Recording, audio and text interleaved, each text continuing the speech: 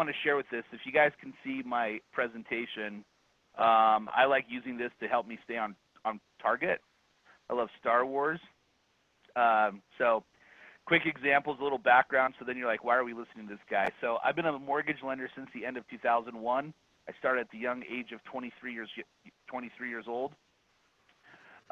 With transitioning into lending, I was in college working at Chili's, and I learned I could make about $5,000 to $7,000 a month while I was in college, helping veterans with refinances on a national basis. I'm sure a lot of you guys would like to make $5,000 to $7,000 a month in college whenever you went or right after high school. So I was like, yeah, this is totally the job for me. So at the time, it was a full commission job down in Orem, Provo area. I went to UVHS. I call that Utah Valley High School. I didn't take the ACT or SAT to know if I could have gone to the University of Utah or BYU. So I'm a state of Utah fan. So went to UVHS or Utah Valley High School. Started with mortgages, and at the time was a full commission loan officer. We had to pay for our own mailers on a national basis. You didn't have to be licensed in any states except for two. One was New Jersey, and the second one was Maryland. So it was kind of open season. And I went about 5 months without closing any deals because just progress. And at the time, interest rates in 2002 was 6.5%, costing 2 points buy down. So we were refinancing people's in the 7.5%, 8.5%, 9% interest, okay? So that kind of gives you a different perspective of where I came from. After helping with mortgages, I ended up making about $80,000 that first year. And then I got promoted to a supervisor, made $100,000, and I've been making six figures since then. In 2005 and 4, making money as a single guy, I have 3 goals in life. And if you guys can write this down, I like people to take notes. So I want you to come up with 3 outcomes for the next 45 minutes, okay?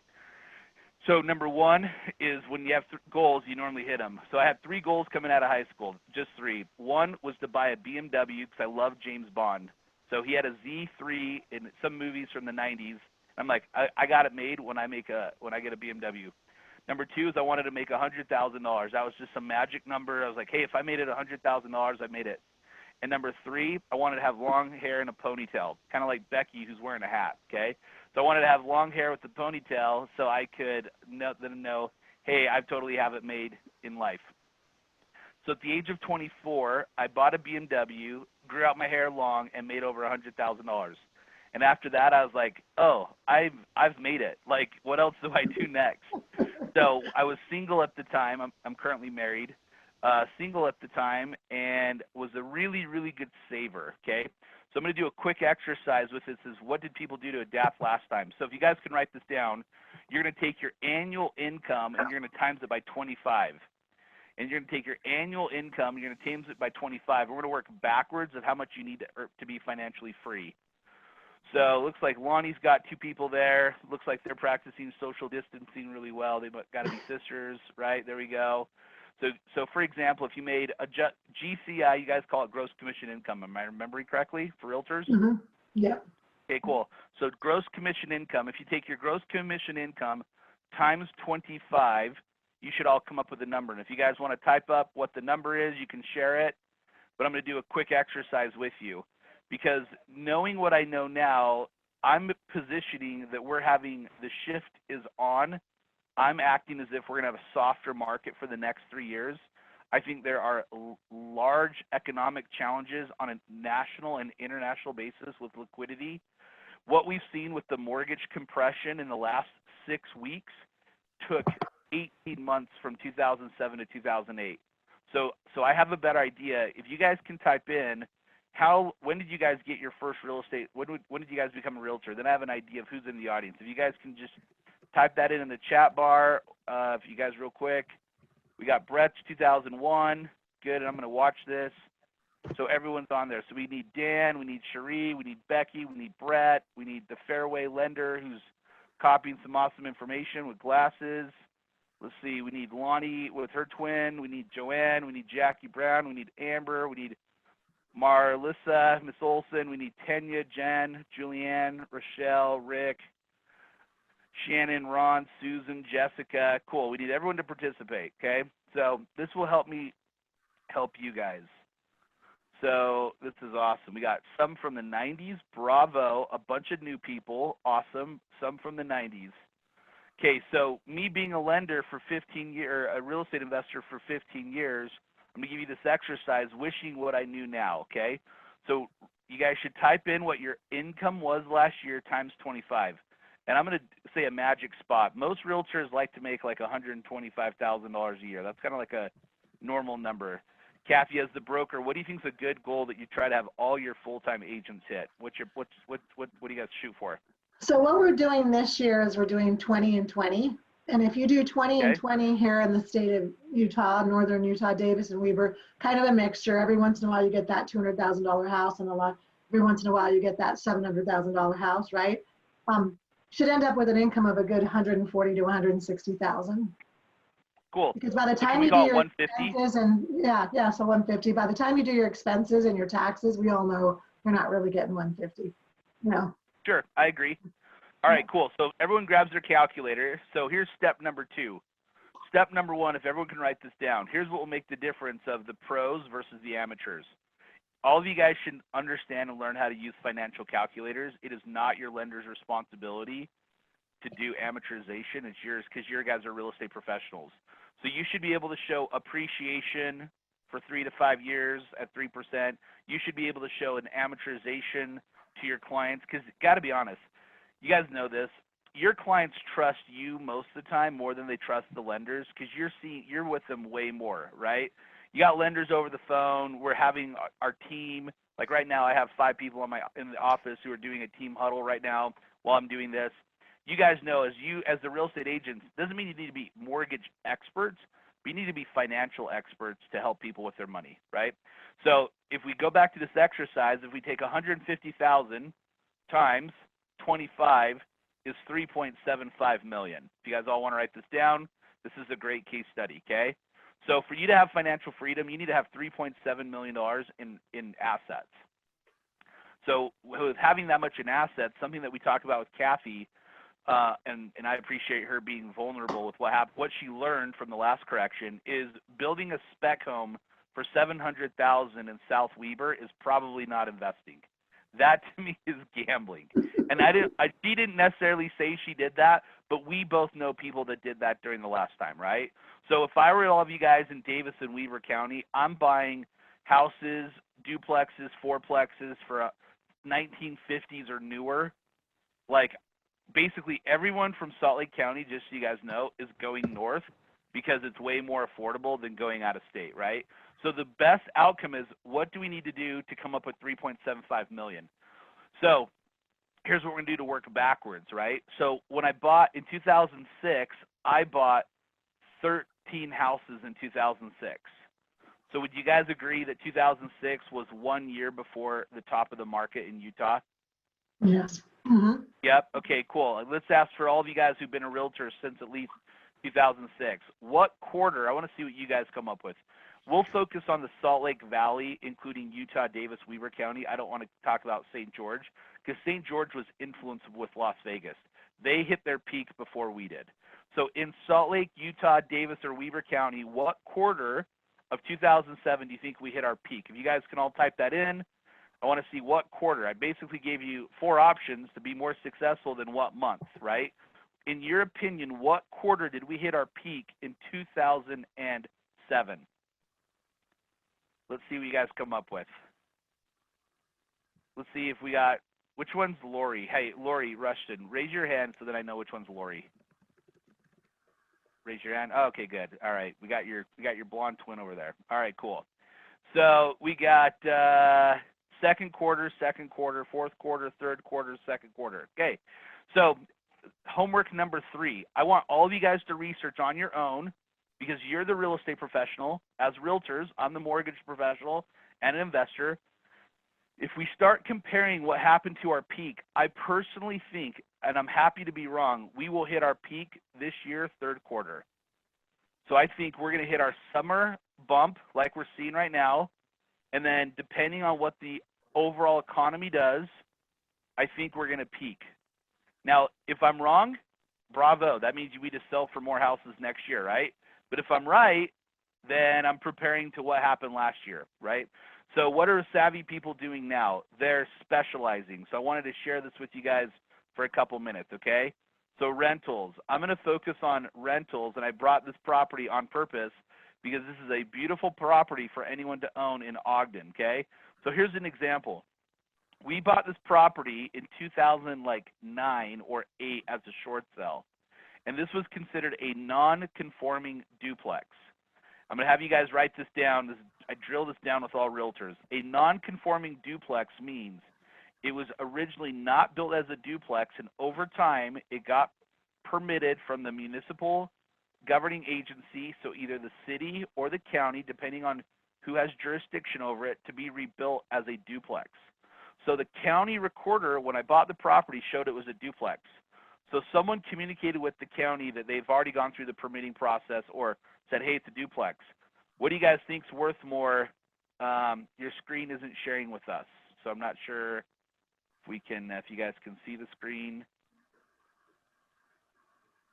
I'll try to click with it. Sorry about that, guys. So this duplex in Ogden, it was a non-conforming duplex, okay? So the county said it was a duplex. So most of this, would you guys agree we're going to go off what the county records say most of the time? So I bought the property with a hard money loan. Got a hard money loan or a short-term bridge loan, or I'll call it a professional Guido loan. They're going to break my arms and legs if I don't pay them back in time, okay? So I borrowed money from them. I then fixed it up, and then I went to go and refinance it. And at the time, Fannie and Freddie Mac would still allow you to finance up to 10 properties, but they started getting a lot more strict. So we refinanced this on a 30-year fixed, 10-year interest only. Okay, that's what we did at the time. So this was, your screen isn't sharing with us, the Burr method. Love it. Okay, cool. I'm not sure why the screen is not sharing with you guys. So I'm going to try to play with this. Advanced screening options. Who can share? It says only the host can share. So that's what it says on my side. Jacob, if you can help me out, if great, if I can send this to you guys after. So as we keep going, the Burr method. So you buy the property with hard money, you do forced appreciation, then you do renovations, okay? So as you buy that property, then what you do, ooh, I think we got it. You guys, can you see my screen now? Yes. Yes? Okay, cool. Well, you just missed my beautiful family, but that's, you guys can check them out later. So bought this property as a duplex, okay? So bought this property as a duplex. This is a good example, and the reason I put the photos on the side so I can stay on schedule because I talk a lot. This gives you example. The photo on the left is how I bought the property. Now, if I just wanted to keep it as a rental, I just would have left it as it is, okay? But I needed to hit a higher ARV or after repair value. I've personally bought about 80 properties this way. I own a little less than 100 doors now here in Utah. I've started selling to get more cash, okay? So if the photo on the right is what the property looked like after we did it, we fixed it up. And so this is a good example of what we did. So what can you as realtors do in today's market? You guys can be familiar with this. So quick case study question for you guys. How many of you guys actually own rental properties currently? If you guys can type in, how many of you guys have rental properties currently? And if so, how many do you guys own? I'm just curious. You own 1, 3, 5. How many do you guys have? I want to see what you guys come up with. Cool, we're getting some feedback with that. Awesome. So back to the exercise. When I first started, I did not think about, hey, how many doors did I want to get, right? I was just aggressive. I call it like, it was like cocaine. I was like, I love real estate. Kind of like Rochelle's hair, who's pulled up and her hair looks perfect right underneath the light. Good job, Rochelle, or Rachel. If I said your name wrong, I'm sorry. Okay, good. So I love real estate.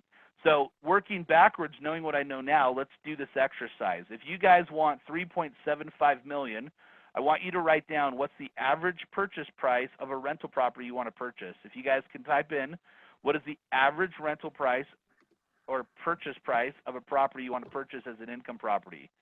So, Kathy, what would you say, in your opinion, as a broker? You got a lot of experience.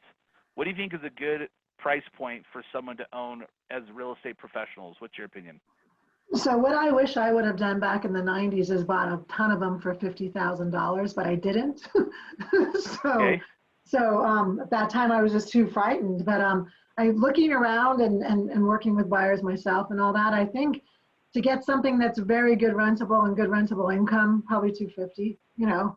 Um, 250. Okay, yeah. cool. So can we just? Are you guys all want to go at 250? You guys want to shake your heads? Whoever can see, I can see Joanne's head. She's kind of looking down on her calculator. Okay, good. That's why I love watching videos. I actually can pay attention, just like if I was sitting in your office. Don't worry, I'll pick on all of you guys. So let's do 250. So let's do 3.75 million. So there's the 3.75 million, and then you're going to divide it by 250,000. How many properties is that? You guys can type in how many properties that is. Actually, I'm going to unmute someone. Shanna, are you cool? I like your curly hair. Are you cool if we use you as an example? Yeah. If we can unmute her real quick, I want her to tell us how many properties, if our goal is to have 3.75 million in real estate assets, how many properties is that? Shanna, how do you say your name correctly? You're saying it right. Oh, because I'm from Utah. Are you from Utah? Yep. Yeah, we got the weird ways that we spell our names. Okay, how many properties is 3.75 million? 15. Awesome. Kathy, you got to give her an extra basis point when she hits her record next month, okay? There you go. Thank you, Shanna. All right, cool. So let's keep going with this, ladies and gentlemen. So knowing what I know now, what can you do as market gains? So this is awesome for you realtors, okay? So I'm going to pick Brett. So Brett, if you're going to go meet with a client, and your client is at a 50% loan to value, okay? So let's say their property is worth $400,000, and they've been there for 10 years, and they owe $200,000, and they want to own a rental, okay? So here's your case study. They want to own a rental, but they also want to upgrade and buy a new house, okay? So they want to buy a rental, but they also want to upgrade and use the new house. And they have, from the proceeds, $180,000 to put in their pocket, which is awesome. That it can be tax-free because there's a $250,000 tax exemption if you're married or single, $500,000 if you're married. Consult your CPA. That if you live in a property 2 of the last 5 years, you can sell it tax-free, right, Brett? So, right. In your opinion, do you think it's better for them to keep their existing property and buy a new house and get a home equity line of credit for $100,000? So there's their rental. Or do you think it's better for them to sell their house, take the money tax-free, buy their new house, upgrade, and buy a legitimate rental that they're not emotionally attached to? Brett, which one do you think is better, option A or option B? I would say to keep their house and take a home equity loan. Okay, how come? Do you want to pay extra taxes, Brett? No, I don't. Okay, so if you want to pay less tax, which option is the more tax-favorable option, Brett? Sell their house. Okay, so which is that, option A or option B? That'd be option B. Good, option B. Good. So And all as you realtors realtors, write that option down. B makes us more money, by the way. That's true. But we're yeah. not doing what's more selfish, Kathy. That's the I know, broker in you. We're doing what's best for the client. I know that. I'm Okay. making a, yeah. No, you're good. I'm good. So let's everyone write down this case scenario, because here's the advice you guys are giving. You're giving advice based on what you know. I just shared a higher strategy with you. So I'm going to take it a step further. I'm going to get Dan Sansbury because he looks really intently listening like a college professor. Okay, so if you can unmute Dan. Dan, if you had $180,000 tax-free because you listened to Brett, because Brett listened to Kathy, and Kathy listened to me, and then we were at Women's Council of Realtors. That's the cool thing how all this works out, okay? Dan, if you have $180,000 and you personally, you're the seller, you want to buy a new house for $450,000, and you're not looking for a bigger house, you're just looking for a newer house in a better area for you to like relax in. Do you take $90,000 and put 20% down, okay, and then take the extra $90,000 and buy a duplex? Okay, so here's the second part. So do you take $90,000, put 20% down for $450,000, and then buy a duplex for $90,000, or do you go option 2? You put 5% down because you can afford it, You then take $75,000, you buy 2 duplexes and a fourplex. Which one do you choose, Dan? B. Now you're on the spot. You're a smart guy. Okay, B. you do option which one? B? Second one, B. B. Okay, how come? Because you always want to use other people's money to leverage rather than your own. OPM. OPM. Thank you, Dan. Kathy, that guy's earned at least 5 basis points on his next transaction, okay? 5 basis points on his next transaction. Okay, cool. We're going to go. I know Fairway, those guys are like, this guy is definitely a lender because he talks about basis points. I got to go talk to secondary to give a concession. It took me too long to lock my loan. I agree. Jackie Brown. So Jackie Brown with the blonde hair. Did your parents name you after Jackie Brown from the 60s? Because you are definitely good. Let's keep going with this. Now, so you own 3 properties. You own 2 duplexes for $250,000. I hope you guys are all writing this down. These are amazing case studies, how you guys can help your clients become super wealthy in the future and yourself. You help 2 duplexes for $250,000. So right now, you could ask Fairway, on a duplex, you got to put 25% down, right? So 25% down on $250,000 is $62,500. So there goes $113,000 of your cash. Remember, you had $180 to come up with. And let's say you chose to do 2 duplexes instead of 1 fourplex, and then you buy a little house on Rushton Avenue, like a 4-bedroom, 2-bath, built in the 1950s. You just happen to find a screaming deal. Would you rather put these, Jackie, on 15-year mortgages and have 0 cash flow, but know in 15 years these will be paid off? Or, because you're super smart and you're on this phone call, would you rather do 30-year mortgages and cash flow $350 a month per each property, which gives you basically $1,000 a month? So option A or option B. So let me go back with this. Option A is you do 15-year mortgages with 0 cash flow, or you do 30-year mortgages and cash flow $350 per each property, which is basically $1,000 a month. Jackie, do you want option A or option B? Option B, How come? because I want the money coming in. Well, what about in 15 years they're going to be paid off? Well, I could have the cash flow coming in and pay them off sooner. I mean, that way, anyway, I have money coming in, and I could turn around and sell one and get a good deal. Okay, good. Awesome. So here's my point. Guys, think about the case study that we just said from the beginning, right? So I have a house to sell for $400,000, and hopefully Kathy has an amazing assistant or a team member who's writing all this down, because this is how you guys need to do case studies for all of your clients, because as you tell them the stories, they'll never know this can happen. You can help them become super independently wealthy, but more importantly, I'm helping you guys as real estate professionals. So we have a $400,000 property that we can sell tax-free. We're going to get the $200,000 out. So we did the example. I'm trying to find the gentleman's name real quick. Let's see, Brett. Brett gave the example. He said, I think I want to keep my house and get a HELOC. And then he's like, I remember, I'm a smart guy. I want the tax-free money. I'm going to sell the property, take the money tax-free, and go on to something else, right? And then Kathy piped in and saying, hey, we want to make more money. And then we all laughed because it's not all about us. It's all about them. But let's be realistic. It's all about us. That's why we're on the call. Okay, let's keep going. So then option 2, we said, okay, you can buy a house. You can either put 20% down, right, on your new house for $450,000, or you put 5% down and buy 1 rental, or you buy 3 rentals and put 20% down.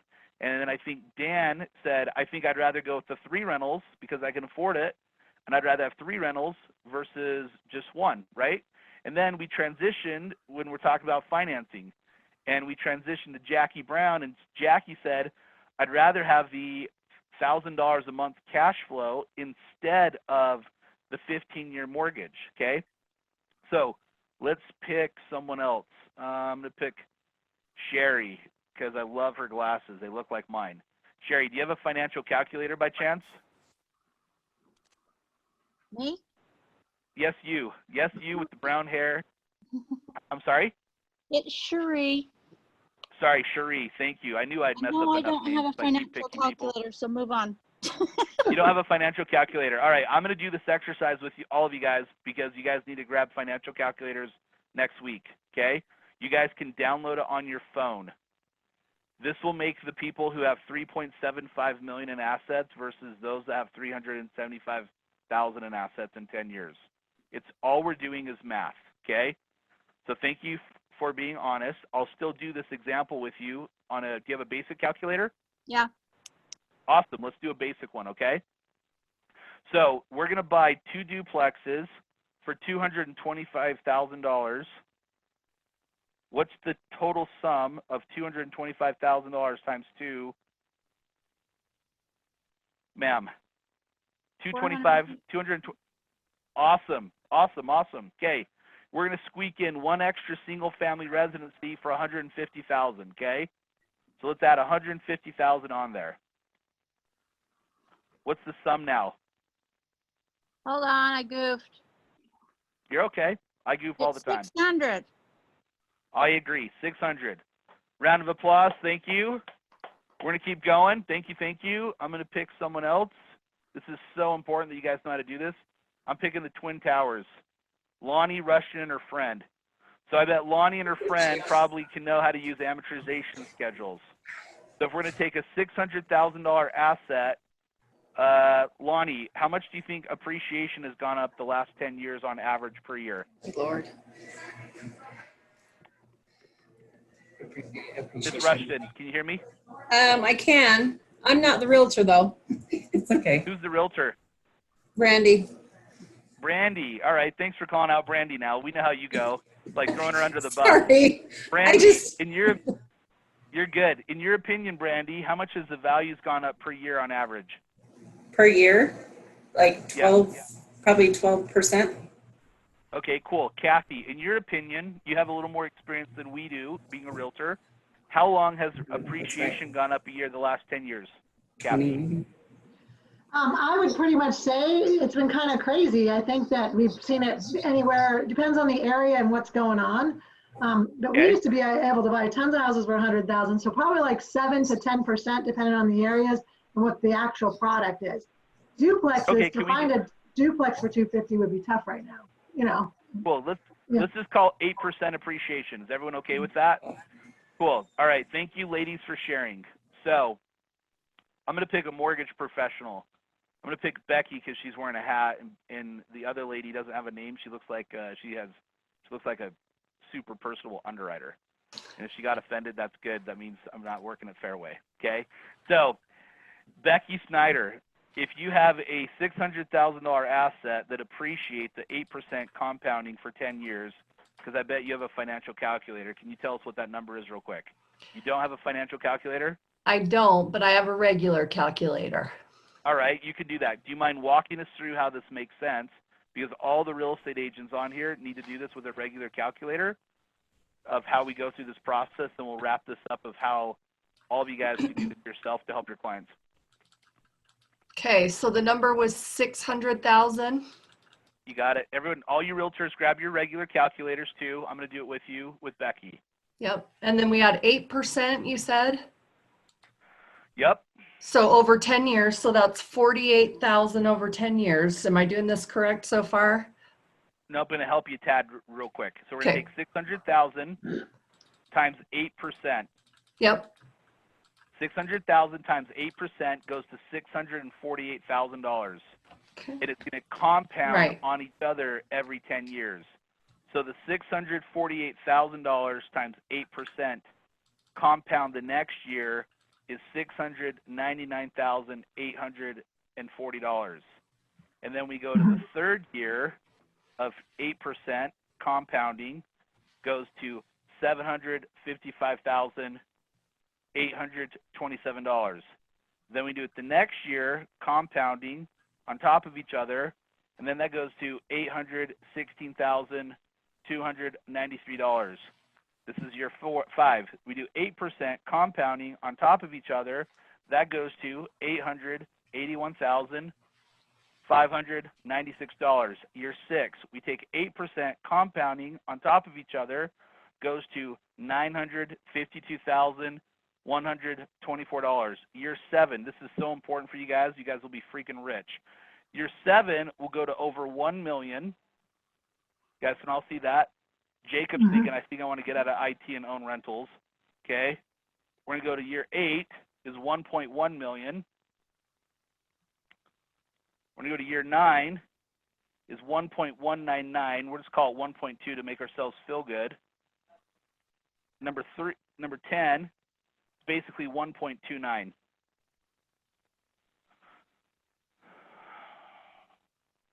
Should I drop the mic or should I keep going, Kathy?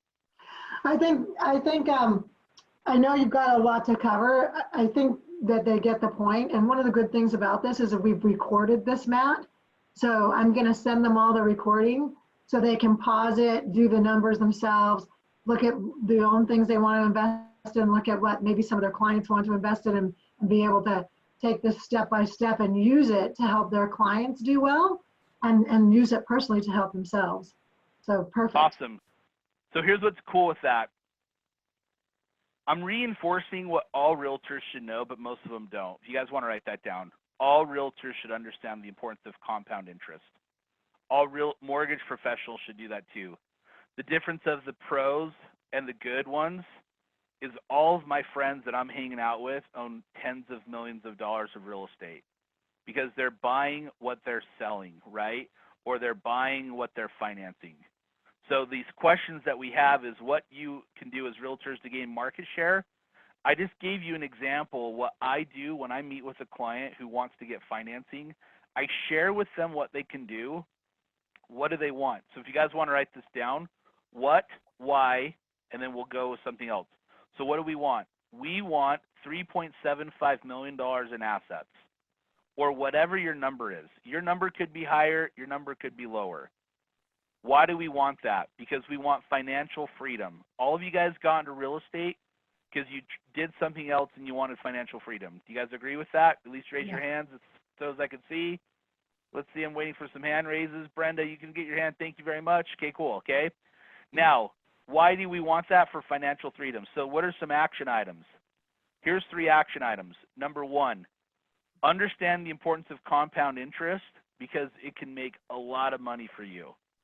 Number 2, once you understand compound interest, then you want to start talking about tax efficiencies. When we gave the example with Brett at the beginning, we shared, Brett, what would you rather do? Get a HELOC and keep that one as a rental, or would you rather sell it, buy a new house, and put, buy another rental? And he's like, okay, I want to keep the HELOC. I want to get a HELOC and keep it. Well, which one's more tax efficient? Okay, I want to sell it, right? So a lot of our clients just need the right information for us to be informed, right? So like Amber's writing notes. Rachel, she changed her view, so her head's not behind the light any longer. Thank you, Rachel. Or Rochelle. The point is, as you as real estate professionals understand how to utilize some basic fundamentals, this will help one client become 5 transactions in a year, right? So what's the biggest concern why not everyone does that? It's easy. It's property management. If you delegate, 90% of all problems or challenges with owning rentals is property management. So a long time ago, the Franklin Group used to do property management that I know of. Do you guys still do it or not do it? Yeah, we actually do. Joe Delasera said to tell you hi. I know Joe Delasera. I know. That's literally that guy should be on this call. That guy should be on this call. He's going to watch the recording. He actually had another appointment, but he's going to watch the recording. So he'll be glad to say hi to you. Yeah. Good. So that's why I was going to tie in. So Joe Delasera, here's how I met him. One of my interns called KSL about 7 or 8 years ago to prospect for deals. And Joe Delasera was the UPS driver manager, part-time realtor at the time. And he set an appointment for me. And then Joe probably went to 3, 4, 5, 6 of my classes that I taught like 7 or 8 years ago. And I remember him I'm like, you're crazy. Why do you want to do property management? And he tells me all these reasons. I'm like, actually, those are great reasons to do property management. So if you think about it, most of your questions or concerns are going to be managed or answered by a competent property manager, right? So here's what we did. What did we do to adapt last time? We have capital, we're familiar with the market, and we paid attention to the past. What are savvy people doing now to pivot? They understand the numbers, they can do forecasting in the future, and they know how to communicate with their clients. What can you do as realtors to gain market share? Be a professional. Not, I would say 20% of your clients will actually buy rental properties if you show them how to do that. And it's not you taking tons more time, it's just giving them the right tools. Why now is an amazing time to be a professional invest? Because if we don't see the increased market like we just did, let's say we only go up 3% a year, the numbers are still fantastic. When I give illustrations, I'm going off 3% appreciation, which is really just fighting inflation. Kathy and I, when we spoke at Women's Council, I shared some statistics nationally comparing Utah to the rest of the nation, and Utah, since 1991, has been really, really high. So there's 42 minutes of information for you guys. What I want to do is just maybe do a decompression of questions for a couple minutes and your top takeaway, so you guys have an awesome meeting that Kathy provided for you, hopefully, for the rest of the day. So go ahead, Kathy. I have one question. I don't know if anybody else on the call is asking it, but I know some of them have been asking me personally, because people watch the national news and it's a lot different in the East Coast than it is here in the Mountain West, obviously. And so they'll say, what's going to happen if the market crashes? I don't want to invest in lots of properties. What happens if the market crashes? And my answer's always been, we have a massive housing shortage here in Utah. We're kind of like our own little economic bubble. I mean, our state's better economically prepared. We seem to do really well as far as weathering storms. Even during the crash, it didn't get as bad here as it did in other places. And I always say, one thing that, you can put your money in the stock market and you can lose it all in a week, or you can put it in real estate. You still have the real estate when the whole thing's over, no matter what goes on. What do you say, Matt? Cool. Yeah, great question. So I think owning real estate rentals is a 10-year play. Okay, so I look at holding a rental for 10 years. When I bought 13 houses in 2006, the only strategy I had was to be aggressive. Okay, that was this be aggressive strategy. 2007, we hit our top. Depending on second and third quarter, that's your own research to do. And then we started going down, right, like the Titanic. So we went down 10+% a year.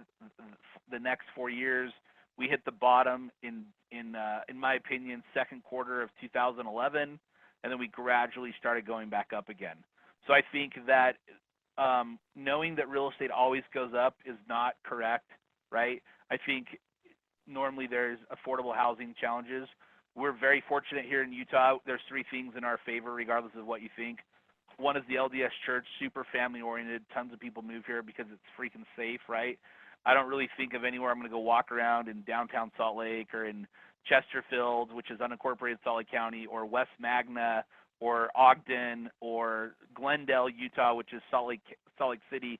Those aren't bad. I've owned houses everywhere there, right? So that's number one. Number two, Utah's super pro-business, and there's a lot of freaking smart people here. Very entrepreneurial-minded, very self-educated. With that, there's wolves in sheep clothing more here than a lot of other places because they're so well educated. And the third thing is we're super resourceful. So I think every real estate professional on here, and it looks like we have approximately 30 people on the call, like all of you guys should have a goal of buying one property a year to the best of your ability. And if that means you buy one every other year, then so be it. So Brett asks, how are you financing properties now? This is an awesome segue for Fairway Mortgage, right? They can finance you can have up to 10 finance properties pretty easily. You can have your wife on one or your husband on the other. I don't love having both borrowers being on the mortgage if possible, because if something economically happens and you have to file for bankruptcy or have a foreclosure, I would suggest whoever's the higher income earner should be the person on the mortgage. Another thing I would suggest, if you guys want to write this down, please, I don't suggest buying a property more than 300% to 400% your annual earnings, okay? So if your adjusted gross income is $100,000, that means you would be buying a property between $300,000 and $400,000. Even if you can afford more because you expense everything on your taxes, my mortgage payment in 2007 was only $2,300, and I was looking for like $1 million plus house before that. I've always been super economical. Like my house payment's like 10% of my total household income. I just think I'd rather have the extra money to do a lot of other stuff. Where real estate, normal people, they max out their DTIs. They want the biggest, the baddest, the nicest. They get too many cars. They can't financial discipline. I think there's 3 things that you guys can all do. And I see Becky shaking her head. I think she's agreeing. Number 1 is you should have 6 months of living expenses saved before you buy any income property. And I'll send this to you, Kathy, to help them do that. I have a spending plan. We monitor every single month. We fill in the data. By us filling in the data, it helps us be accountable, and that's why we have money. Number 2, after you have 6 months of living expenses saved, I think that you should reinvest any extra capital. The reason I did the 3.75, which I want to finish with, is if you guys want to grab your calculators, 3.75 million. Basically, when you're financially free, there's 2 things you don't want to do. Number 1 is you don't want to lose your principal. Number 2 is you want to be the most tax efficient possible. So when people are hitting financial freedom, if you do 3.75 million and you just grab your calculator and do it by 5%, that's basically 187,000. So if you think about it, if you're earning 5% on your money when you have 3.75 million, you're not super aggressive, right? The chances of you losing that are pretty minimal because you're not being aggressive. So you're going to make different investment strategies as you get more financially savvy because it's going to help you get where you want to go. And then the last comment with that is, all these things are fun and you can watch them, but you got to get self-educated. I invest a lot of money in self-development. Who I hang out with makes a big difference. I think Kathy is super smart to have these calls for you guys as realtors. Now it's up to you to take the time to learn, but a good example is I would encourage all of you guys to teach this to 3 people in the next 24 hours because it will reinforce with what you're teaching. And here's who you teach ideally, if you guys want to write this down to wrap up for me. Number 1, teach someone who needs the information, right? Pull someone up.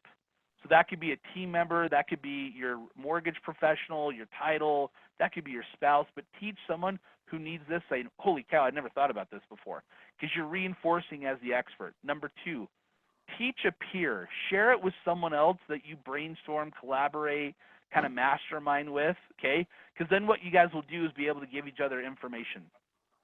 Number 3, then consult with your savvy well investor. Your savvy well investor is like, to me, that would be if I chatted with Deloy Hansen, who owns Real Salt Lake, right? So if I've met him a couple times, me learning from Deloy Hansen of what he did in the 80s to own as many apartments as he does now is who I would model in the, hey, how you did business, just because I don't know what I don't know, right?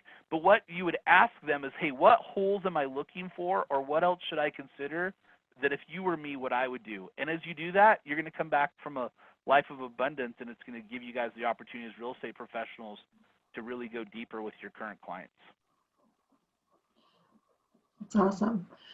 So, okay, does anybody else have questions for Matt? Something you need him to clarify, or just general questions, anything?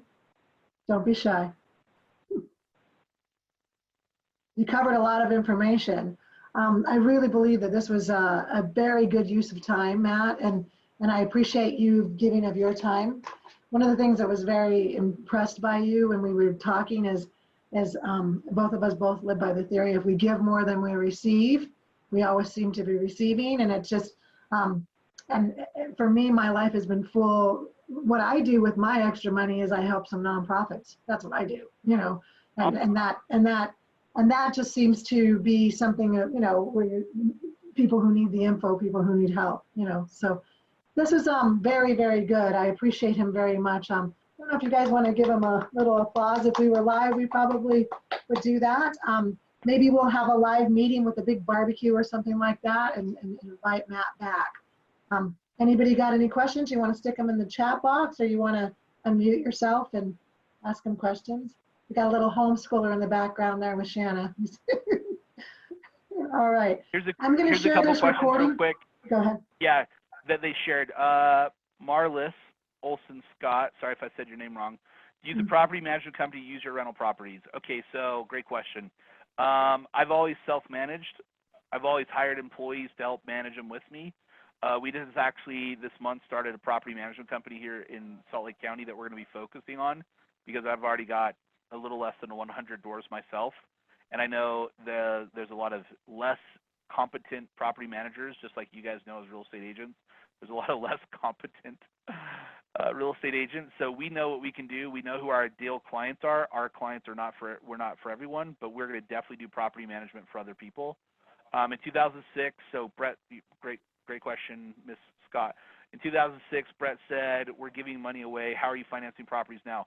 So I would have a competent mortgage professional reviewing your tax returns before you guys file them. I'd be happy to do that. The people on the call at Fairway, I'm sure, whoever you guys want to work with. I think if you guys review your tax returns ahead of time and you keep your debt to income ratio in line, then you should be able to get financing pretty easily. I do think the loan to value compression will get a little more strict. I also think the reserves are going to increase.